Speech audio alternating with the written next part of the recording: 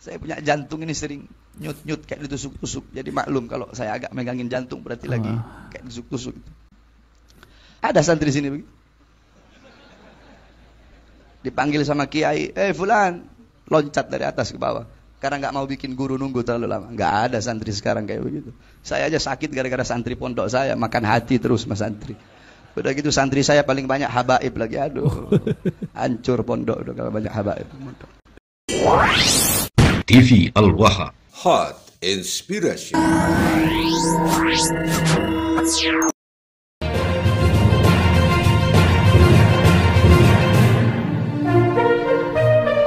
Saudara-saudara sekalian, ini Habib Idrus zaman dulu itu Al-Khairat itu dari kayu. Kantor Habib Idrus di bawah, tempat santri di atas. Ada satu santri beliau namanya Haji Amin. Dulu waktu masih jadi santri. Itu kalau Habib Idrus panggil Amin, dia nggak mau turun lewat tangga. Kenapa? Kelamaan turun lewat tangga. Jadi dia loncat dari atas ke bawah. Kalau dipanggil sama gurunya Amin, dia loncat dari atas ke bawah. Kenapa? Tidak mau membuat gurunya nunggu terlalu lama. Ada santri sini begitu. Dipanggil sama kiai, fulan, loncat dari atas ke bawah. Karena nggak mau bikin guru nunggu terlalu lama. Nggak ada santri sekarang kayak begitu. Saya aja sakit gara-gara santri pondok saya, makan hati terus mas santri. Udah gitu santri saya paling banyak habaib lagi, aduh. Hancur pondok udah kalau banyak habaib. Makanya itu Abdurrahman Godri itu katanya mondok di sini. Untung nggak hancur nih pondok ada Abdurrahman Godri. Sampai mana tuh? Lupa. Ini Bahar Basmit kayak gimana gitu ya. Ini kurang tidur apa habis apa gitu teman-teman. Jadi Bahar Basmit ini gelisah ya ketika pondok pesantrennya itu banyak dari para habaib gitu ya. Ya karena memang ya sejatinya mereka itu susah diatur teman-teman.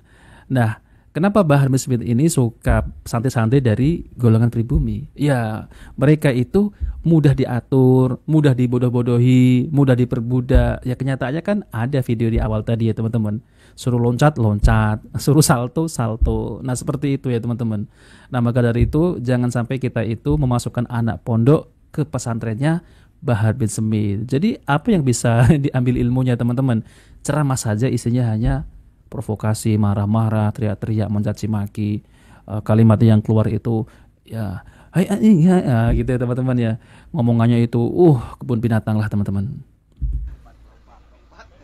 Akhirnya suatu saat Al-Habib Idrus, saya punya jantung ini sering nyut-nyut kayak ditusuk-tusuk. Jadi maklum kalau saya agak megangin jantung berarti lagi kayak ditusuk-tusuk.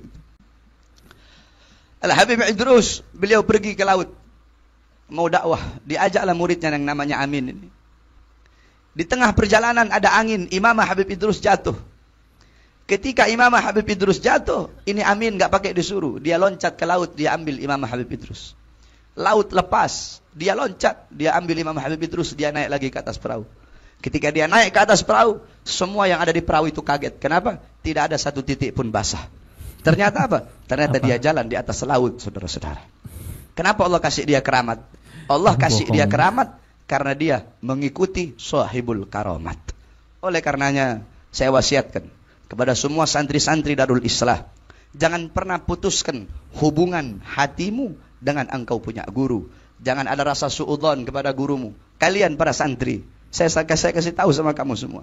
Kamu santri, walaupun kamu taklim, walaupun kamu belajar sampai habis kepala kamu, walaupun kamu sholat sampai hancur dahi kamu sujud, walaupun kamu puasa sampai badan kamu kurus tinggal tulang, tapi kalau kamu tidak mendapatkan ridha seorang guru, kamu tidak akan pernah mendapatkan ridha Allah Subhanahu wa taala. Nah, teman-teman, jadi seperti itu ya nih doktrin dari Bahar bin Smith ya. Jadi intinya Bahar bin Smith ini ingin memiliki santri-santri yang tunduk ya, yang bisa diperbudak ya. Ya kenyataannya memang seperti itu ya teman-teman, santri-santrinya. Disuruh cium tangan bolak-balik, cium dadanya. Nah pokoknya ajaran dari Bahar bin Smith ini aneh ya teman-teman. Jadi semestinya Bahar bin Smith itu menginginkan seorang santri yang bisa diperbudak gitu ya teman-teman. Karenanya jaga hubungan batinmu dengan seorang guru, akhlak, adab kepada seorang guru. Bukan cuma ente taklim, belajar saja. Bukan hanya belajar. Al-ilmu bit-ta'allum wal barakah bil khidmah. Ilmu didapatkan dengan belajar. Adapun keberkahan bukan didapatkan dengan belajar, Tetapi keberkahan didapatkan dengan khidmat kepada guru, melayani guru, berbakti kepada guru, taat kepada guru. Dan kalian sebagai seorang santri harus punya mujahadah, harus punya himmah, ghirrah, bermujahadah, bersungguh-sungguh. Nah, teman-teman yang dimuliakan oleh Allah Subhanahu wa taala. Jadi yang ingin saya sampaikan di video ini adalah jangan percaya omongan-omongan dari Bahar bin Smith. Jadi jangan percaya apa yang dikatakan oleh Bahar bin Smith. Dengan dongeng-dongeng khurafatnya yang dimana deretan dongeng-dongeng itu semua dari leluhur-leluhurnya.